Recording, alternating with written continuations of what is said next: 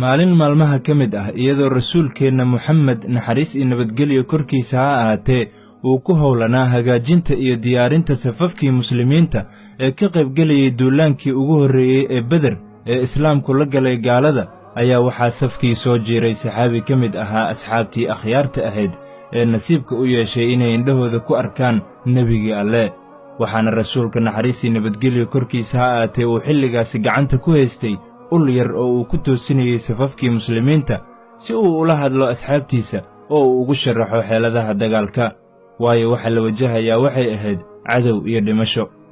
dabadeed rasuulka ayaa u yeeray ninkii safka soo dhex jibaaxay waxaana uu ku yidhi hebelow dib u noqo ma uusan maqal mar kale ayuu nebi Muxamed sallallahu calayhi wasallam la hadlay oo ku yidhi hebelow dib u noqo nasiib darro ma uusan maqal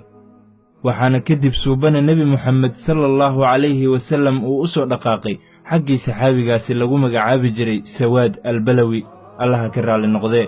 waxaana ushii yareed ee uu watay uu kaga riixay caloosha kuna yidhi dib u siko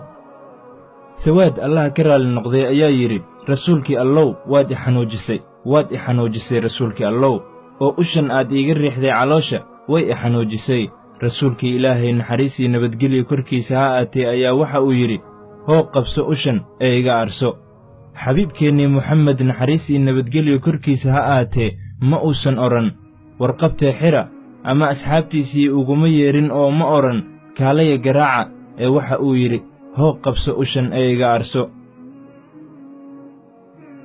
Sawaad Ilaahay ha ka raali noqdee waxa uu qaatay ushii waxaana uu ku yidhi rasuulkii Allow waxaad usha igu dhufatay anigoo calooshaydu bannaan tahay oo wax mara ah aysan saarnayn ee calooshaada dharka ka qaad si aan kaaga aarsado si la mid ah sidii aad usha igu xanuujisay isla markiiba sharaf badne nebigeenna Muxamed naxariis iyo nabadgelyo korkiisa ha ahaatee waxa uu jubbaddii uu watay ka fayday jidhkiisii barakaysnaa asxaabtii nebigeenna naxariis iyo nabadgelyo korkooda allaha yeele oo yaaban ayaa waxaa Sawaad uu u nuuxsaday xaggii rasuulka calayhi salaatu wasalaam isagoo u hamuun qaba inuu mar uun taabto jidhka midkii ugu karaamada badnaa intii uu Alla abuuray waxaana uu qabsaday calooshii nebiga naxariis iyo nabadgelyo korkiisa ha ahaatee isagoo dhunkanaya wejigiisana ka muuqata farxad aad u weyn intaa kadib nebiyullaahi Muxamed sallallahu calayhi wasallam ayaa ku yidhi Sawaadow maxaa arrintan kugu xambaaray waxaana Sawaad uu ku jawaabay rasuulkii Allow waxaan jeclaystay in ballanteennii isku keen dambaysay inay noqoto in jidhkaygu taabtay jidhkaaga dabadeed nebi Muxamed sallallahu calayhi wasallam ayaa khayr ugu duceeyey saxaabigaasi nasiibka badan